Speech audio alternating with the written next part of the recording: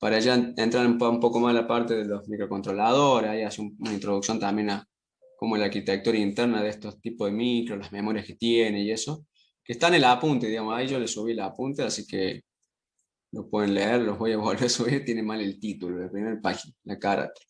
Control de periférico, comunicación serie entre PC y placa Arduino, un PDF, y las dos filminas que vamos a ver ahora, que es la parte más de comunicación en sí del estándar RC232, están divididas en dos partes. Y la segunda parte es más de cómo programar desde la computadora un puerto serie. Entonces después lo siguiente que queda por ver es cómo programar el puerto serie desde una Arduino, del microcontrolador que está en una placa Arduino, digamos.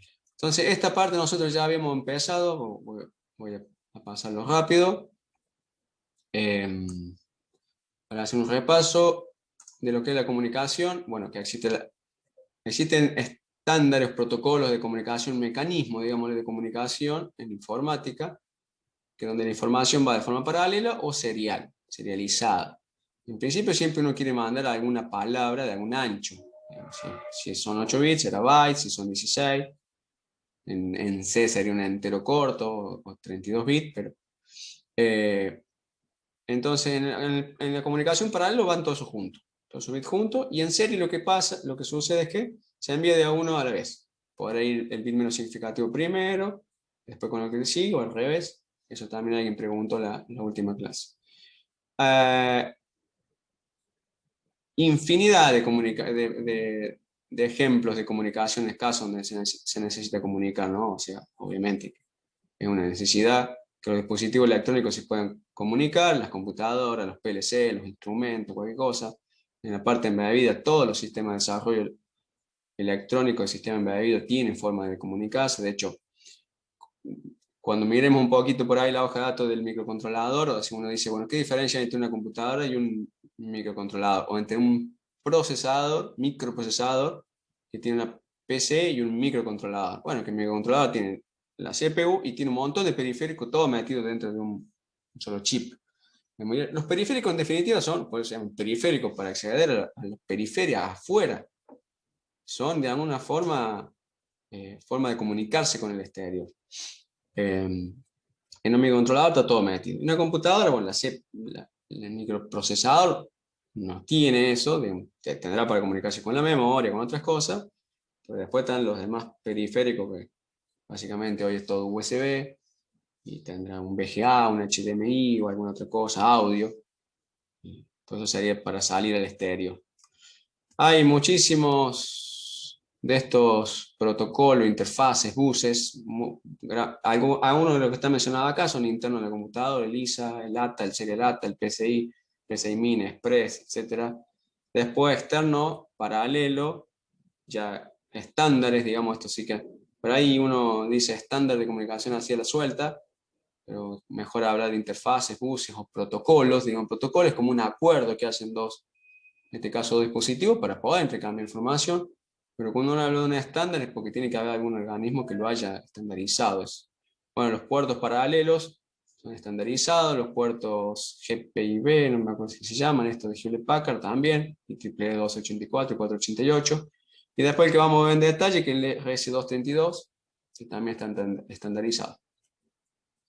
Y hay algunas otras interfaces más del embebido, como veíamos haciendo un diagrama en bloque que le mostré, que es una de las pantallas de cristal líquido se comunicaba por I2C.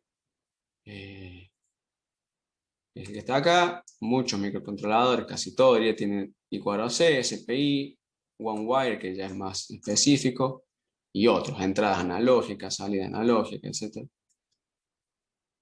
Entonces, acá están de forma de diagramas, es decir, bueno, uno tiene tantas conexiones como haga falta en una comunicación paralela, como bits se necesitan transmitir. En este caso, los datos van en una dirección. Entonces, en algún momento, todos estos bits tomarán el estado que haga falta, uno un 0, otro un 1, otro 0, etc. Y como también lo había mencionado la semana pasada, obviamente harán falta más señales del transmisor al receptor para decir, bueno, ahora están los datos listos, hacer la lectura. Acá simplemente está esquematizado, así para verlo gráficamente, hacen falta tantas señales como uno quiere enviar, como el ancho de palabras que quiere enviar, una comunicación paralela, y en cambio en serie, el ancho de palabra que uno quiere enviar, que la tenga guardada en el transmisor, se irá a serializar y me irá a mandar bit a bit. El receptor tiene que poder tomar bit a bit y volver a deserializar eso y armar la palabra. Como ejemplo, inclusive de la parte más del sistema embebido, una comunicación paralela típica, es un display LCD de una pantalla Liquid Crystal Display, por ahí dice pantalla LCD y está como redundante porque display es pantalla. Donde en este caso sí se ven que están conectados 8 bits de datos y obviamente la información va en un sentido. Creo que se puede leer también porque estas pantallas en general tienen alguna memoria EPROM, no EPROM, Flash, no sé qué tecnología será, que uno puede grabar algunos caracteres especiales que no tengan y decir, bueno, esa mini matriz que tiene que quedar 8x5, decir, bueno, me voy a hacer un carácter especial para señalizar algo, se dibuja una flechita o alguna otra cosa. Entonces este canal puede ser bidireccional, pero son 8 bits, o sea, van en paralelo. El byte va en paralelo.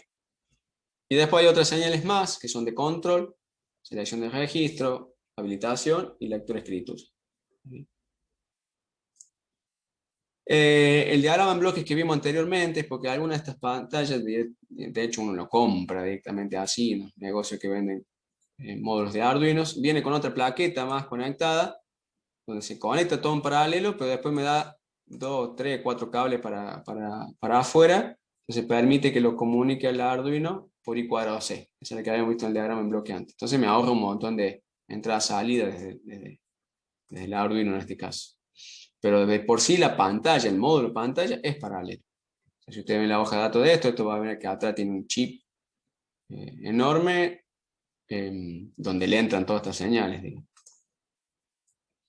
Después de ejemplo de comunicación serie, esto es siempre orientado a lo embebido, digamos. Esto es relacionado a lo que van a hacer ustedes en el proyecto. Un módulo de comunicación inalámbrica por Bluetooth, conectado por puerto serie, y otro de GPS. ¿Está bien? Donde acá se ve que hay dos señales nomás, una para enviar los datos serializados, otra para recibirlos, y la alimentación, o sea, el 5 volt y la tensión de referencia de la masa.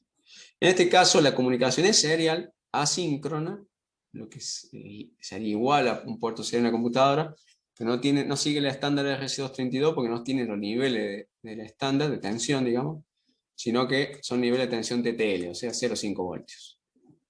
Y la UART, esto es lo que vamos a estudiar ahora también más adelante. O sea que la UART acá en realidad es un periférico que tiene este procesador, cuyas dos patitas salen y se conectan por acá, estos dos que están ahí.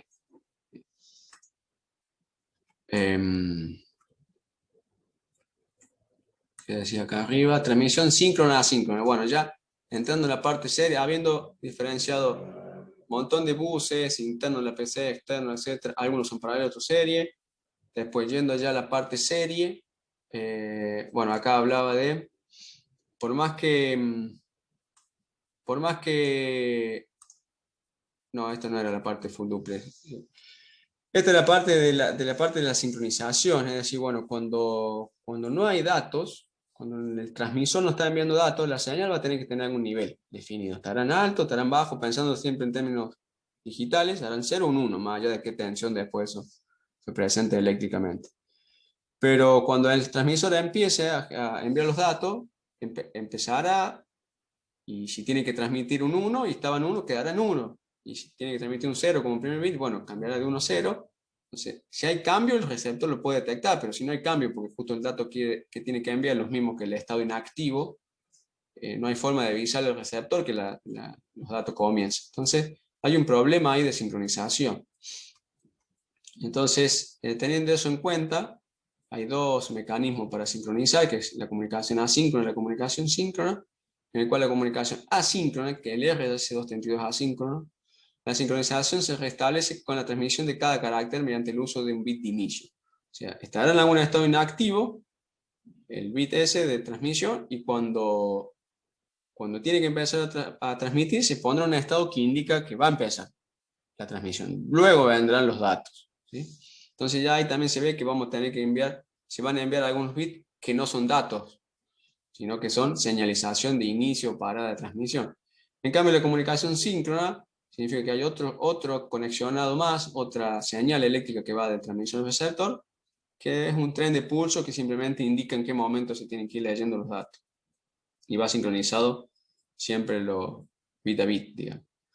Entonces acá está esto esquemáticamente. Acá se muestra una comunicación serial bidireccional con los dos, el TX y el RX, digamos, el transmisor y el receptor, cruzados entre sí, digamos, el TX de uno va al RX de otro, viceversa.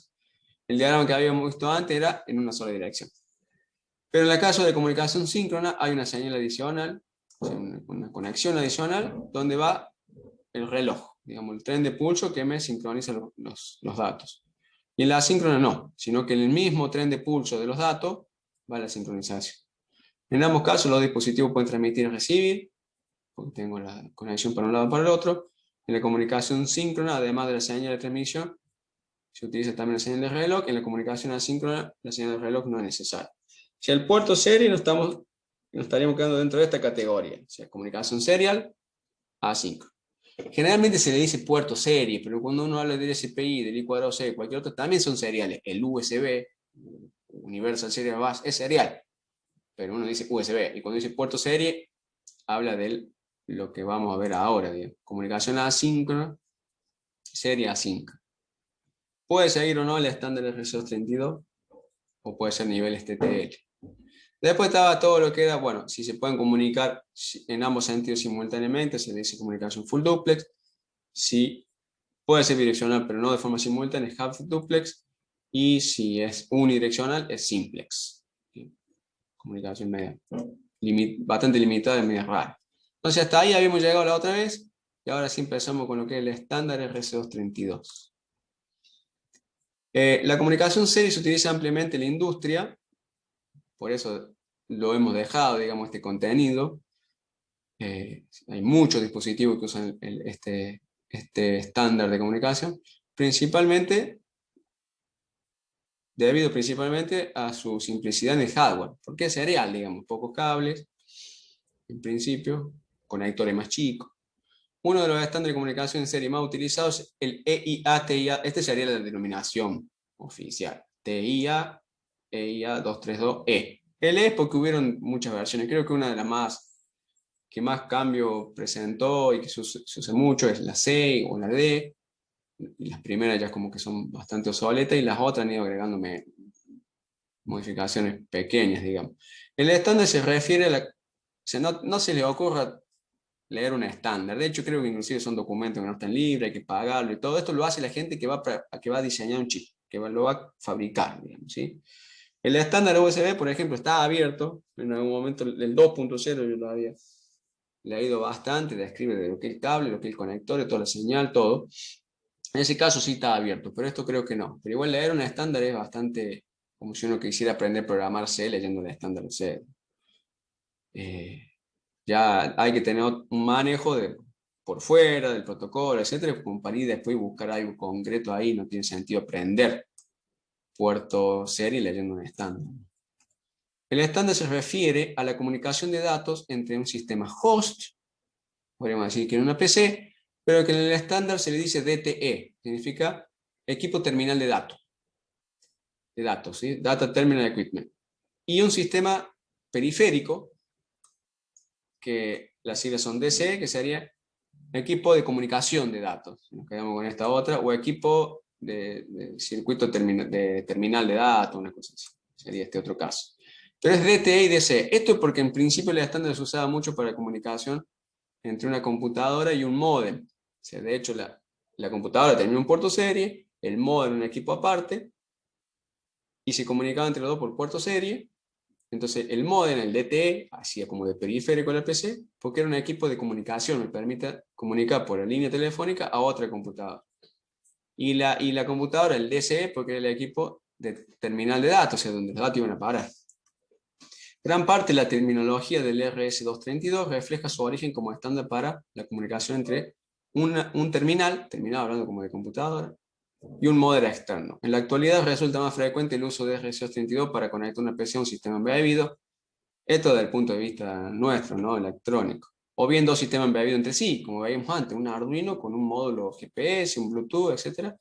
se utiliza serie, uno podría decir serie TTL en vez de decir WAR TTL, pero en general, al tener nivel de tensión TTL ya no es RS232, o sea, cumple con las velocidades, el formato de la sincronización, la trama, todo eso que vamos a ver ahora, pero si no tiene todo lo del estándar, en particular los niveles de tensión, no podríamos hablar de RS232. O sea, acá podríamos decir WAR TTL o serie TTL. Es distinto.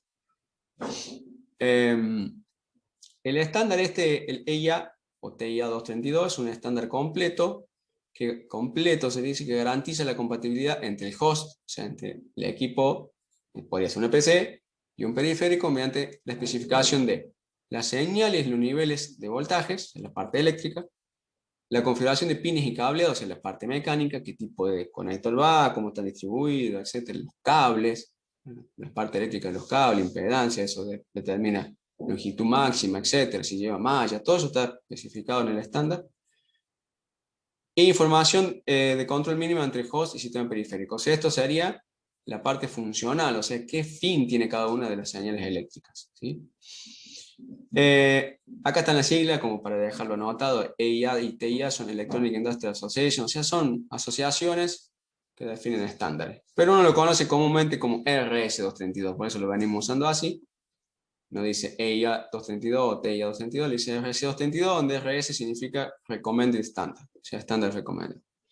Así que cuando hablemos de los conectores, más que nada del nivel de tensión o voltaje de los que sigue este estándar, le vamos a decir RC232. Si no, le diremos serial TTL o WAR TTL.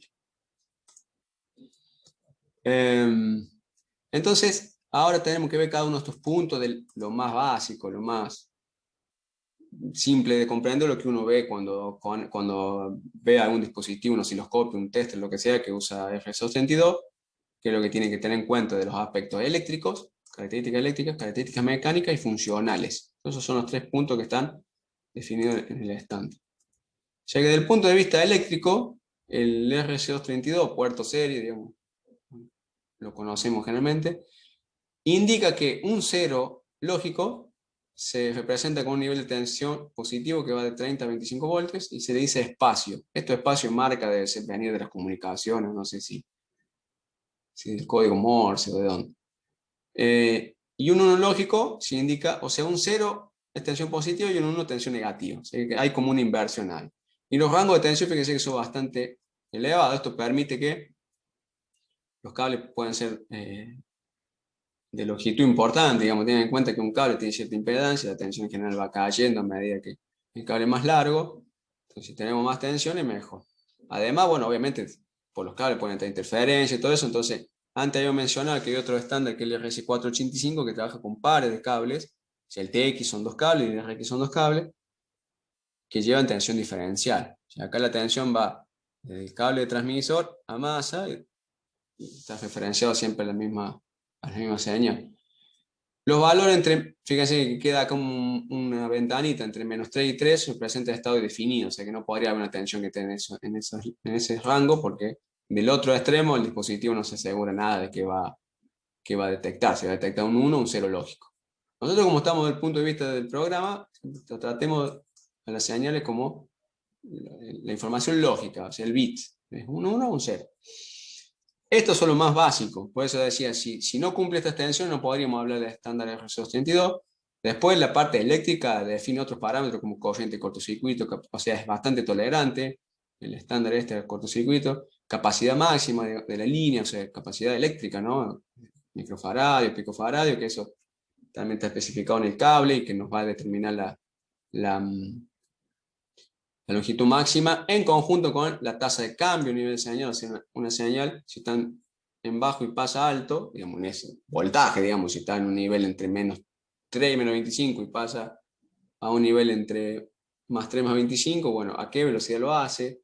Entonces son cuestiones eléctricas que las define el estándar y que cuando se crean dispositivos, si quiere que pase el estándar, el ensayo del estándar, tiene que tener en cuenta todas estas cosas, impedancia de línea, etc. O sea, que todas esas cosas están adentro, o sea, estándar nosotros nos quedamos con el mínimo. Aquí hay un diagramita que representa eso, o sea, de la parte del transmisor, acá está mal, acá debería decir 25, no 15. De la parte del transmisor, tenemos, a ver, ¿por qué está puesto esto así?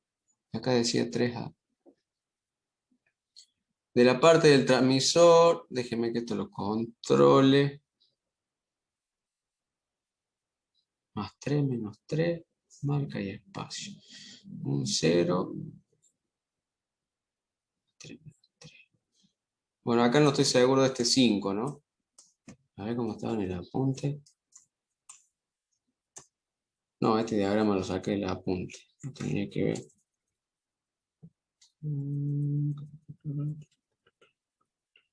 Sí. Seguramente, sí, sí, seguro de que los máximos es 25. Habría que ver acá si el transmisor tiene... Esto tiene lógica, porque si el transmisor se asegura que como señal mínima del espacio, o sea, de un 0, manda 5, y obviamente va a haber caída de tensión en línea, del otro lado del receptor, eso puede llegar hasta tener una tensión de más 3. O sea, habría como hay que permite un voltaje, una caída de 2 voltios. Sí, en el apunte está bien escrito, entonces está mal acá. Esto va de 5 a 25 y en el receptor... no, porque esto habla del transmisor, del receptor, del transmisor. Esto habla en realidad de la marca y el espacio. Habría que indicar si es transmisor o receptor acá. Esto habla de marca y espacio para indicar que tiene lógica invertida. Un 1 son tensión negativa, un 0 son tensiones positivas. Pero los rangos de voltaje cambian y si estamos del lado del receptor, el transmisor va de 5 a 25 o de menos 5 a menos 25 y el receptor de 3 a 25. Obviamente que 25 se cumple porque si los tengo juntos ahí sin el cable lo más corto posible, si me marca 25, si me envía 25 volts como el cero lógico, el otro lado va a llegar a 25. Pero acá sí hay 2 volts de diferencia por la caída de tensión que puede haber en la línea. Pero es simplemente para mostrar, obviamente que acá donde habla de la tasa de cambio, acá también está representada, uno puede tener en el transmisor una tensión de, no sé, menos 10 voltios para indicar un 1 lógico y de repente va a enviar un 0, entonces va a tener cierta velocidad de cambio esta señal eléctrica y se pondrá en algún valor de tensión por acá que representa el 0 lógico.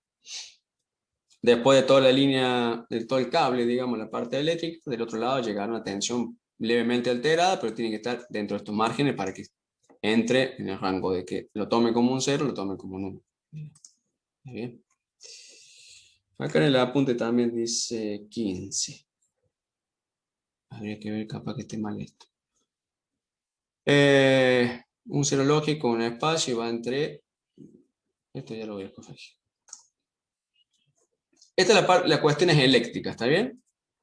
¿Qué es la diferencia que hay si nosotros tenemos un transmisor o un receptor de un Arduino, de la señal TX-RX, de la parte del puerto serie, digamos, de la UART? Vamos a tener 0 y 5 voltios. ¿Está bien? Esa sería la UART TTL. O sea, ahí no podríamos hablar de estándar F72. ¿Por qué no me pasa esto?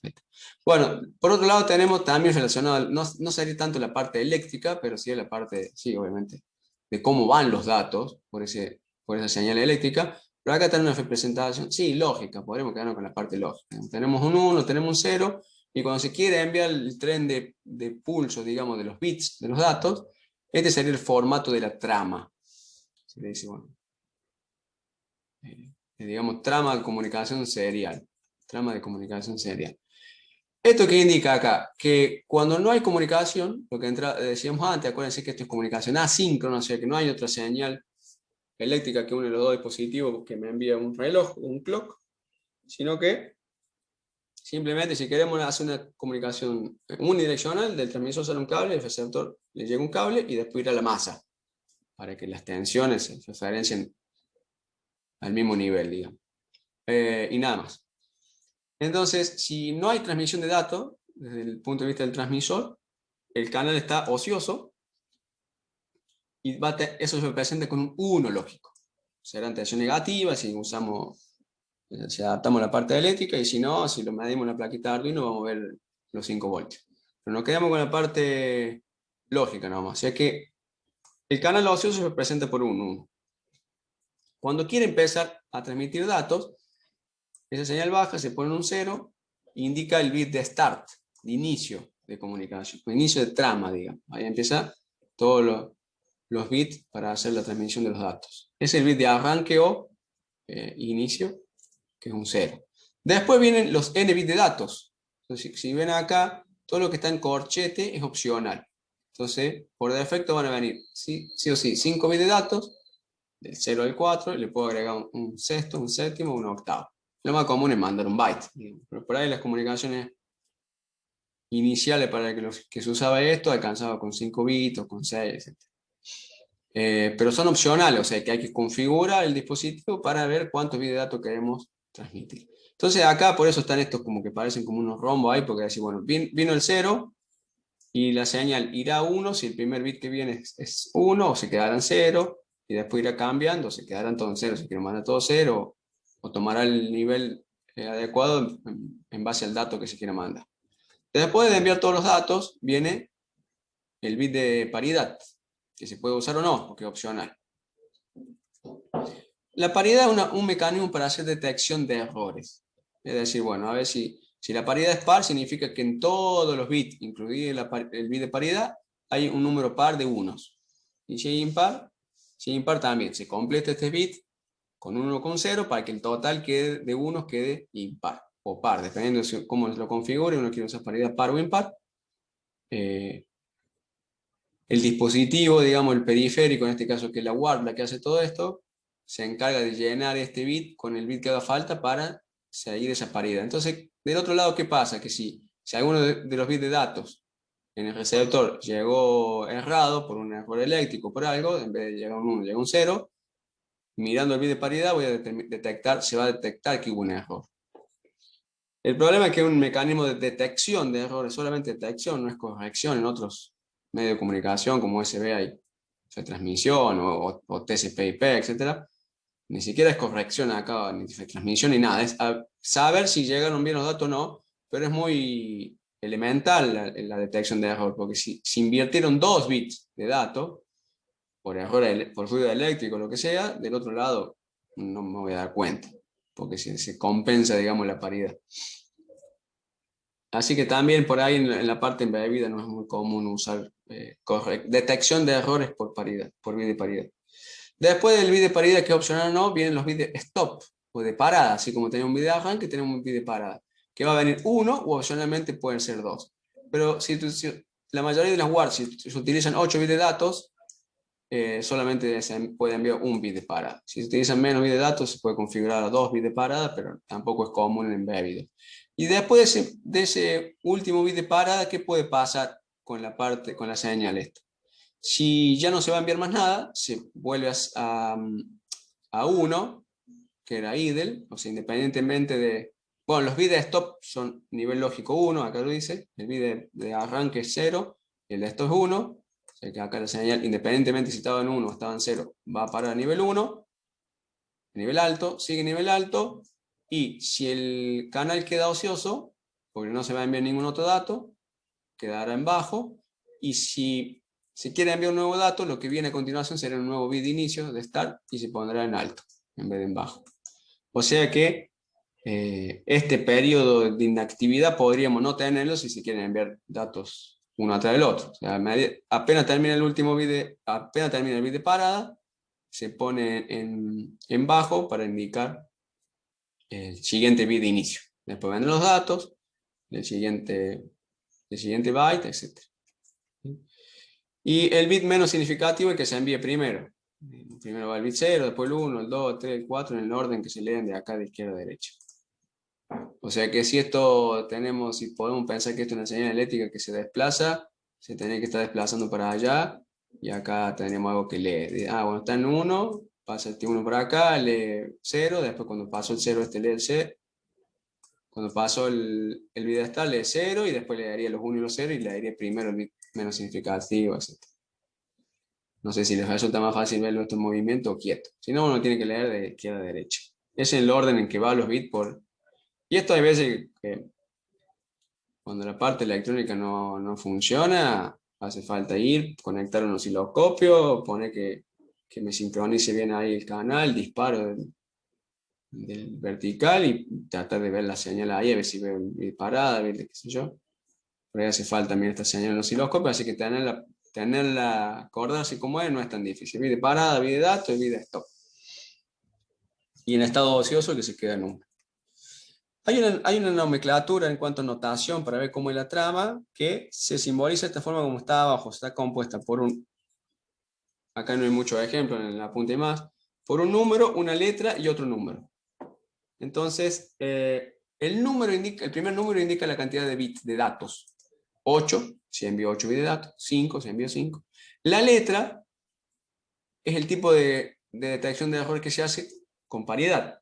Si pongo N, es que no voy a hacer detección de error de paridad. Si pongo E, de even, voy a hacer detección de error con paridad par. Y si pongo O, de odd, paridad impar. Bueno, eso está en la punta mejor escrito. Y el segundo numerito indica cuántos bits de parada se van a usar, de stop, 1 o 2. O sea que uno puede darme un 5E2, un 6O1 y todas las combinaciones que hagan falta. La más común de usar en un embebido y qué sé yo, es 8N1, es como el formato de trama más estándar. 8 bits de datos sin detección de error de paridad y un bit de stop, de parada. Ahí.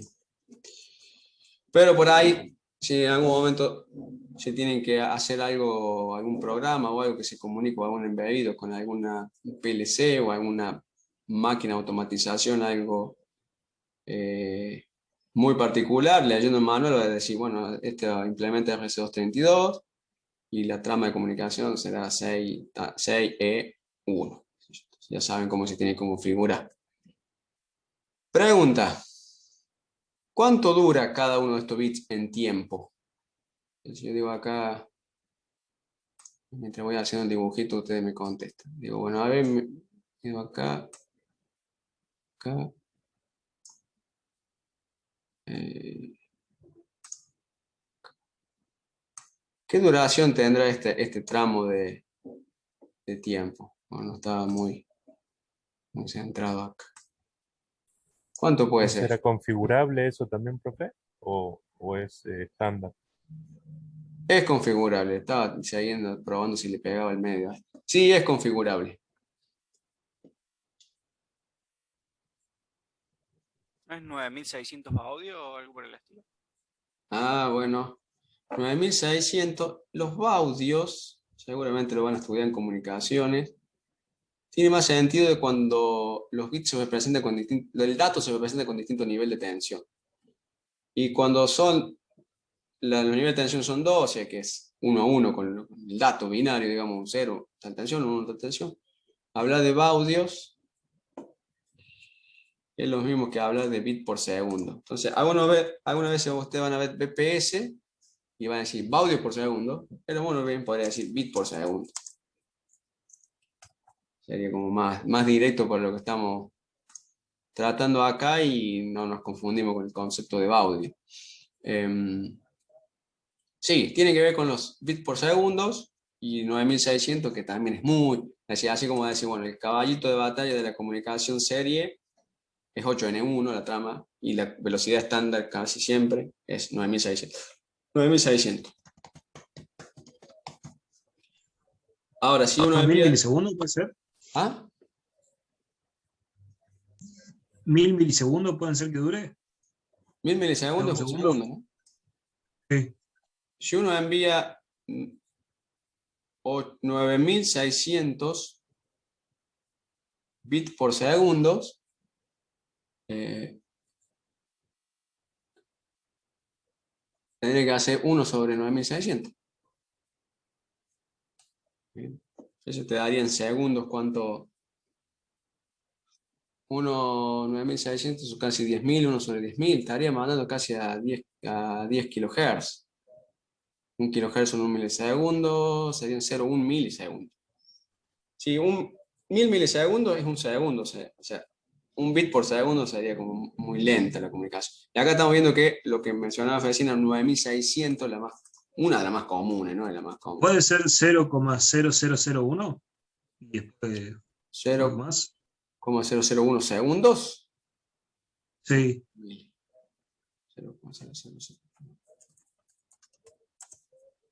1 sobre 9600. Pucha, esta herramienta que no me deja. Sería el mili 104 microsegundos. 104,16 microsegundos. Está bien. Sí. Eso es lo que dura cada uno de estos bits si la comunicación se configura para que se envíen 9600 bits por segundo. Pero estamos de acuerdo que el ancho de esos pulsos, de los bits en el canal de comunicación, va a depender de la velocidad que uno configure el puerto. Está bien. Ahora, hay otra cuestión interesante que nos podemos detener acá, es que si uso la comunicación 8N1, ¿no? Vamos a borrar todo esto. Que por ahí lo decía en la cuestión de eficiencia, y ahora me acordé de otra cosa del anteproyecto. Que por ahí dice, plantear algo eficiente y no sé qué. Siempre que uno hable de eficiencia lo tiene que decir en términos de qué. Entonces, como nosotros, uno puede decir esto va a ser eficiente en términos energéticos. No sé, tiene los circuitos integrados que consumen menos y tiene panel solar y es amigable con el ambiente, entonces uno puede decir, bueno, es eficiente. Habría que inclusive medirlo y dar una medida de eso. Si uno habla de eficiencia eléctrica en general, no sé, una fuente de alimentación, 95% de eficiencia conmutado. Y porque entra una potencia, en la salida tengo 0,95 de eso, y es eficiente. Bueno, si tengo una 0,99 va a ser más eficiente. Pero siempre que hable de eficiencia, fíjense que si me vuelvo un poco por acá, uno dice, creo que inclusive estaba por acá escrito que la comunicación asíncrona, o más atrás, debido a la menor cantidad de bits utilizando para mantener la sincronización, la comunicación síncrona resulta más eficiente. Ya está hablando de eficiente, pero desde el punto de vista de la cantidad de bits. Ahora, si nos quedamos desde el punto de vista de los cables que tengo que usar, ¿cuál es más eficiente en ahorro de cable? Y la asíncrona. La asíncrona es más eficiente en cuanto al ahorro de cable, porque tengo que tirar un cable menos. ¿Está bien? Como lo tiene la síncrona. Ahora, en la comunicación síncrona, los bits que van acá son datos puros. No tengo inicio, no tengo parada, no tengo inicio ni de parada ni nada. ¿Está bien? Entonces, eso es lo que decía la filmina anterior, es más eficiente en términos de que por el canal de comunicación van puramente bits de datos. Entonces, viendo esta trama, que acá la teníamos graficada, ¿sí? Se ve que si necesito más, si voy a configurar esta trama 8N1, voy a mandar 8 bits de datos, y esto es lo útil, que yo quiero que salga del transmisor y llegue al receptor, pero no me salgo de mandar un bit de start y un bit de stop. Si no mando paridad y no mando segundo bit de stop, ¿está bien? No me salvo de un bit al inicio y un bit al final. O sea que de 8 bits que son datos, envío 10. O sea, envío 10 y ven 8. O sea que tengo un 80% de eficiencia en el uso de los bits para los datos. El resto sirve para sincronizar. Entonces ve que la comunicación asíncrona, que se sincronizan con estos bits de inicio y fin, es menos eficiente en cuanto al aprovechamiento del dato, pero más eficiente en cuanto a la cantidad de cables que uso. Entonces, volviendo ahí, revisen este proyecto, cada lugar que tenga una palabra eficiente, no lo usen porque sí. Bueno, digamos, desde el punto de vista técnico, ingeniería, no puede andar largando esa frase y sin justificación. Además de toda la motivación y todo esto que lo podríamos hablar el miércoles, de que uno tiene que ser objetivo con los datos que presenta. Dejémoslo más para otros rubros, de decir cosas así sueltas sin muchos argumentos. O sea, hay que ser bastante cuidadoso con el término ese de eficiencia. Entonces acá tenemos una pérdida, digamos, esto por ahí en lo que es comunicación se suele decir overheat, es decir, como una sobrecarga, es decir, tengo que mandar 2 datos de más, además de los datos. Yo tengo una sobrecarga en el canal de comunicación, donde envío bits y no son datos, no me sirven eso. Entonces una cosa es decir que está mandando 9600 bits por segundo,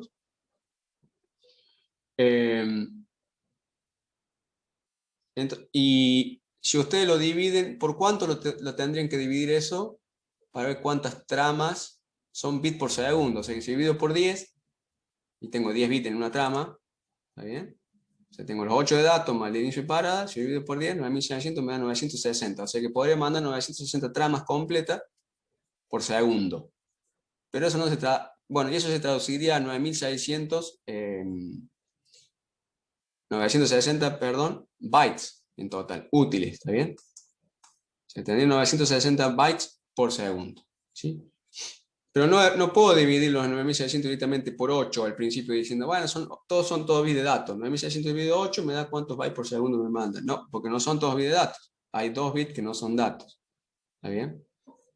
Por el overheat, digamos, la sobrecarga que tiene de la sincronización. Y fíjense que en cada nuevo paquete que tengo que mandar de datos, cada nueva trama, me hace falta el inicio, porque acá por más que vuelva a enviar un dato, lo que me ahorro es irme al estado idle, al estado alto, pero tengo que irme al estado bajo, esperar lo que hay que esperar, o sea, un ancho de bit, el tiempo que haga falta para señalizar el start y después volver con los nuevos datos. O sea, acá vendría el nuevo 0.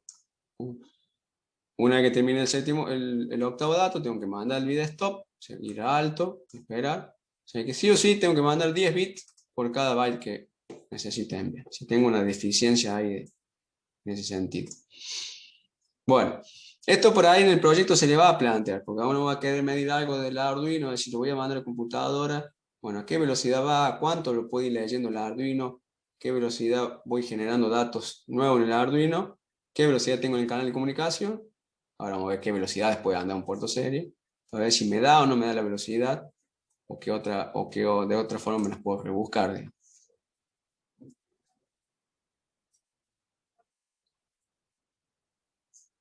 ¿Vamos bien?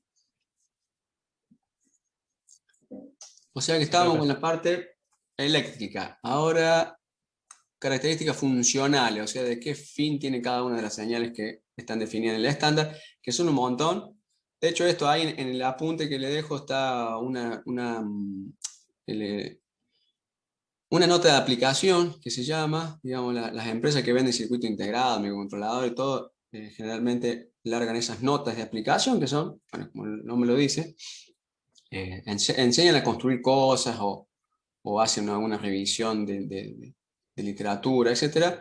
Y no me acuerdo, tendré que ver acá el apunte de una nota de aplicación muy interesante, completa, bastante completa, donde saqué gran parte de acá. Obviamente, para mí leer el estándar y sería imposible armar un resumen de esto, que la nota de aplicación de Dallas Semiconductor, el fabricante, es fundamento de la comunicación serial por RC232. Inclusive ahí menciona que el estándar RC232 tiene muchísimas más señales que las que son comunes, que uno conoce, de que vienen del uso en el módem. O sea, hasta yo me enteré de eso leyendo esa nota de aplicación, pues nunca vi el estándar. ¿Está bien? Pero acá nos vamos a quedar con eso mínimo, porque la nota de aplicación inclusive se queda con eso. Las señales, qué fin, qué función cumple cada una de las señales del estándar, pero desde el punto de vista de un modem, y que ustedes inclusive lo van a ver en un embebido o en un osciloscopio, en cualquier cosa industrial que use este tipo de comunicación. El RC32 define la función de diferentes señales. Pocas aplicaciones requieren todas las señales referidas por el estándar. O sea, esas ni siquiera no sé si son como 30 y pico. De hecho, aplicaciones como la comunicación por modo requieren solo 9 señales. Son las más conocidas. Si contamos esas 9 son 2 de datos, 6 de control y una de referencia. O sea, la referencia de la atención del GND. ¿Está bien? Ahí tenemos 6, 2, 8 y una 9. Bueno, acá también dejo el diagramita como la mayoría de las señales, los nombres, que es lo que sigue ahora, vienen de la finalidad que tenía este estándar de sus orígenes, que era comunicar una PC con un modem. Entonces, justamente la terminología que hablábamos antes, que el DTE es el equipo terminal de datos, si uno quiere que partan datos de acá y lleguen acá, de un terminal local a uno remoto. Obviamente, utilizando un canal de comunicación telefónico, en este caso, de telecomunicaciones, no hacía falta. Este modem, que es el que modula, digamos una señal, de ahí el modem, que se dice, dentro del estándar RC232 se dice DCE, o sea, equipo de comunicación de datos. Y entre el modem y la computadora se utilizaba un puerto RC232, una comunicación RC232, línea RC232. ¿Bien? Los nombres de las señales, acá están. Los conectores, esto está un poco más aclarado en el apunte, se llaman DB9 o DB25, son los dos formatos más comunes. Por aquí yo tenía uno, En realidad este es un adaptador USB a DB9, muy parecido a un VGA, pero no tiene 3 hileras, sino 2. Entonces acá está el número de pin del DB9 y entre paréntesis del DB25, el más grande. El nombre de la señal como abreviación, el nombre completo, y a la derecha en qué dirección va. Entonces, el pin 2, no hace falta nombrar el número de pin, es el transmisor. A veces lo van a encontrar como TD, otra vez como TX, otra vez como TXD. El transmisor de datos, o sea que si nos adentramos, pensemos que tenemos una PC y un Arduino. Bueno, si nos quedamos por el ejemplo del modem, sería el DTE y el DC. Pero esta señal va desde la PC al periférico. ¿Bien? Porque transmite datos. Después está la señal de recepción de datos, que va del periférico a la PC. Después hay una señal que se llama request to send, o sea, petición de envío. Le indica al modem que la guarda está lista para comunicarse. Clear to send indica el modem. Bueno, fíjense que una de estas, estos son señales que se dicen de handshake. El término handshake, que se traduce como apretón de manos, como un acuerdo, sería como protocolo. Es un intercambio de señales, que en este caso son señales de control, son todas estas que están acá, que utilizan en este caso una computadora y un modem para entenderse, además de los datos. Es decir, cuando estoy listo para comunicar, el modem detectó que hay comunicación desde el otro lado, señal del otro lado, etc. Entonces todos estos nombres vienen de ese lado. Clear to send, data set ready, si el equipo de datos está listo para enviar. La masa, que está en el pin 5, en realidad pone un nivel de tensión común entre los dispositivos. Fíjense que esta señal que se llama DCD, Data Carrier Detect, directamente es de la línea telefónica, es que el modem le indica a la computadora que detectó la portadora de la señal. ¿Está bien? Indicador de llamada. De todas estas, el RTS y el CTS se conocen como señales de handshake primario y la DSR y DTR señales de handshake secundario. Algunos dispositivos que pueden por ahí utilizar, probablemente necesiten hacer esta comunicación. Básicamente lo que hay que comunicar una con la otra intercalado. Si no hace falta hacer ningún tipo de control por hardware, digamos que se llama handshake por hardware, por señal eléctrica, todas estas señales no la van a usar, la masa obviamente que sí, y todas estas tres tampoco. Sino utilizar la transmisión, recepción y la señal de referencia. ¿Está bien? Entonces acá están todos los nombres y el sentido, el significado directamente lo da un poco el nombre y el sentido para qué lado va, quién es el que genera la tensión y el otro dispositivo el que la lee. Ahora siguen las características mecánicas. El RC82 especifica un conector de 25 pines, tamaño mínimo para albergar todas las señales definidas de la parte funcional. El conector para el DTE tiene una carcasa, bueno, acá ves de qué tipo son las fichas. Fíjense que la que yo tenía acá, que este es un adaptador USB RS232 porque tiene ese conector, o sea, me cambia los niveles de tensión y todo, y tiene una ficha que es macho en los pines. ¿Bien? Que sería pin de conexión macho. O sea que esto me emularía, si yo conecto esto a la PC, esto me emularía como que tengo una PC con un puerto serie, el DTE tiene un puerto serie RC232. O sea, acá está este sería el conector siempre acá quedándonos con el DB9, que es el más común que van a ver. Después está el DB25 también. Inclusive viene adaptador.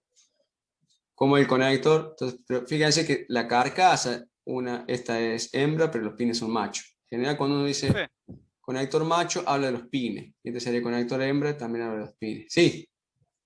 ¿El DB25 no es para paralelo? ¿Para puerto paralelo? Que bueno, el puerto paralelo tenía el mismo conector DB25, pero a ver si por acá tenía alguna. Sí, pero me parece que el del serie era macho y el del para. Si tenía los dos juntos en una computadora, el hembra es de. Aquí tengo un montón de fotitos y mira.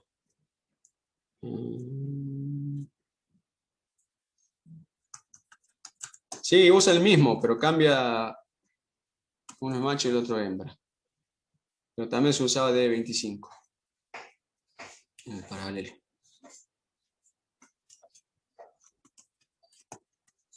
Acá hay una imagen. Tengo que sacar esta herramienta de dibujo. Con todo. Bueno, no tiene el... con todos los periféricos. Este era paralelo, un DB25 hembra. Estos son seriales. Antes se usaban para, obviamente, los modems y los mouse. Y el de joystick, el de audio, y USB, y Ethernet, y PS2. Pero el de USB, el de serial DB25 es macho. Sí, igual que estos. Los pines, digamos, los pines macho.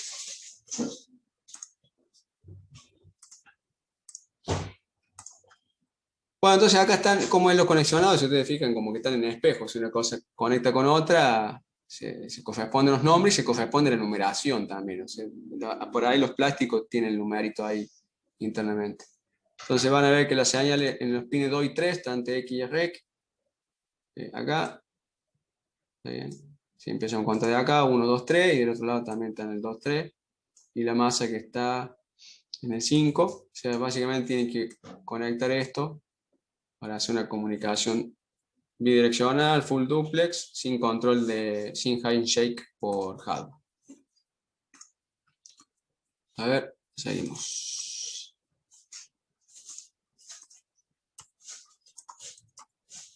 ¿Qué hora es? Bueno, hasta acá, esto sería lo del estándar, ¿no? Como habíamos visto antes, de eso que dice el estándar completo, especifica todas las cuestiones eléctricas, o sea, niveles de tensión y un montón de cuestiones eléctricas más.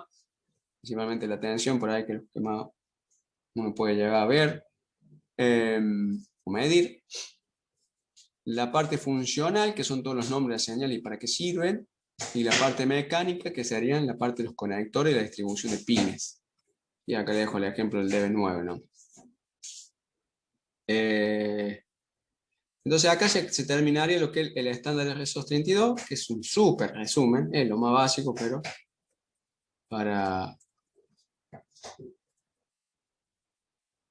como parte de esta unidad porque se usa. Digamos. La idea de esto se venía dando, ¿sí? Pero tiene mucha aplicación. Lo van a encontrar industrialmente inclusive. Después lo que queda, acá en la filmina, esta es la parte de la UART, que es el dispositivo que se encarga de hacer esta serialización de los datos. ¿Sí? Las señales necesarias para la comunicación en serie son generadas y recibidas por un circuito integrado, ¿sí? Es un circuito integrado que uno puede hasta comprarlo, conocido como UART. UART son las siglas de transmisor receptor asíncrono universal. Universal Asynchronous Receiver Transmitter. ¿Está bien? Cuando veamos la parte de la ATmega 328 van a ver que tiene una USART, le agrega una S al medio, porque dice Universal síncronos, asíncronos, se sirve para configurar para tener comunicación síncrona y asíncrona. Pero en la parte de la programación nos vamos a detener en la parte de usar la USART como WART, directamente como esto que estamos viendo acá. Este circuito integrado hace de conversor paralelo serie y serie paralelo de los dos lados, ¿no? O sea que sirve para serializar en el transmisor, uno tiene el byte que quiere enviar, esos 8 bits que están en la trama, y se encarga de sacarme bit a bit, empezando por el menos significativo, serializarlos, agregarle el inicio de trama y generar toda esa señal en un pin que es el TX, donde salen los bits de transmisión. Y del otro lado, por los bits de recepción, o sea, el pin de recepción, que me habrá enviado datos del otro extremo, se recibe todos los bits serializados, determina que la trama comenzó cuando viene el bit de inicio, empieza a leer todo el resto de los bits, toma los de datos, los deserializa, digamos, ahí entre comillas, o sea que los convierte paralelo. Si se configuró para que haga control de errores por paridad, me determinará si hubo error o no, determinará los bits de parada, si están bien, y al final tendría los datos, el byte en paralelo de la UART del sistema host genera los bits de inicio y parada para indicar al sistema periférico cuándo se inicia y termina la comunicación. O sea, es encargado del host, en este caso si conectamos una PC con un Arduino, sería la PC. Hay otro circuito integrado que hace de driver de entrada-salida para convertir los niveles de tensión. O sea que Si quisiéramos tener un sistema completo de RC232, no hace falta la UART, que nos convierte la parte, no hace toda la parte de serialización, la generación de trama, la detección de errores, los bits de inicio, parada, todo lo que vimos en el dibujito de la trama, pero nos haría falta convertir los niveles de tensión, que en este caso en la UART van a ser lógica TTL, 0,5 voltios, a niveles eléctricos del F232. Ya hay circuitos integrados específicos para hacer eso. El más conocido, el MAX 232. Que se le dice driver, digamos, son los que adapta la parte eléctrica directamente. Se hace una adaptación de niveles. Acá hay unas fotos de watts, para que vean que son circuito integrado aparte. ¿Qué es lo que tiene un Atmega 328 adentro de una placa Arduino? Que el microcontrolador lo tiene metido adentro. En la misma pastilla está metido la CPU y todos los periféricos, y uno de esos periféricos es una UART. Eso que acá está en un solo chip, viene incluido.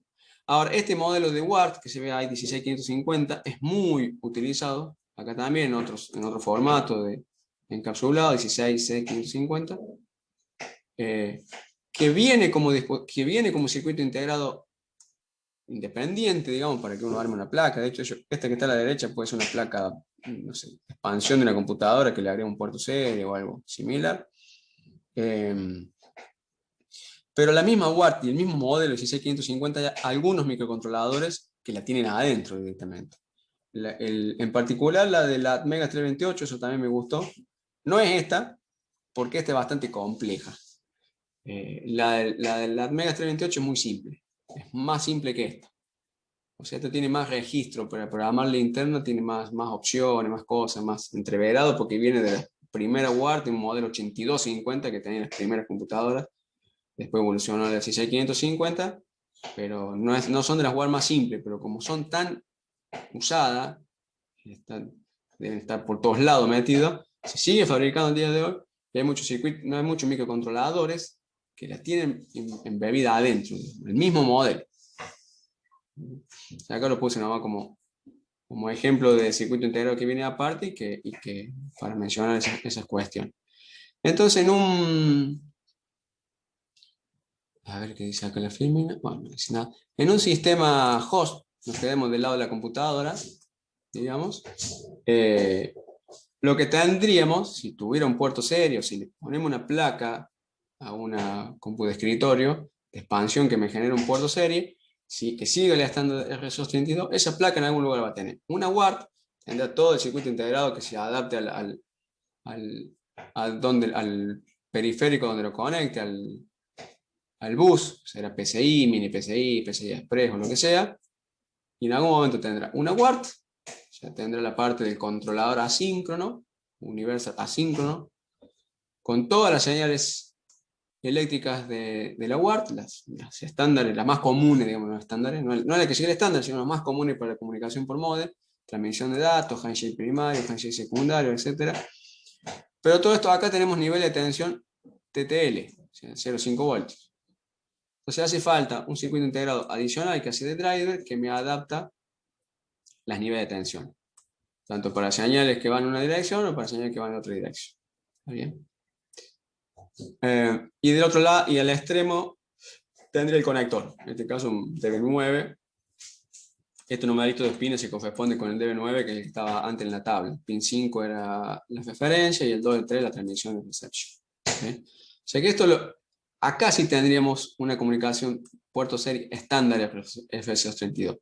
Cuando nosotros si trabajáramos con una UART de esta, circuito integrado pelado, o si trabajamos con la UART que está metida dentro del Arduino, en el Arduino van a salir estas dos patitas, vamos a tener conexión serie a niveles de tensión TTL, ahí estaríamos ahí. Entonces no tendríamos un estándar RS232. En cuanto a nivel de tensión, ni siquiera tenemos conectores, ni cable, ni nada. Así que, o sea que por la parte de embebida se trabaja más a nivel UART, por eso en los otros lugares le ponía UART TTL. O sea, estamos en una conexión en ese lugar, ahí. Y esto creo que era lo último.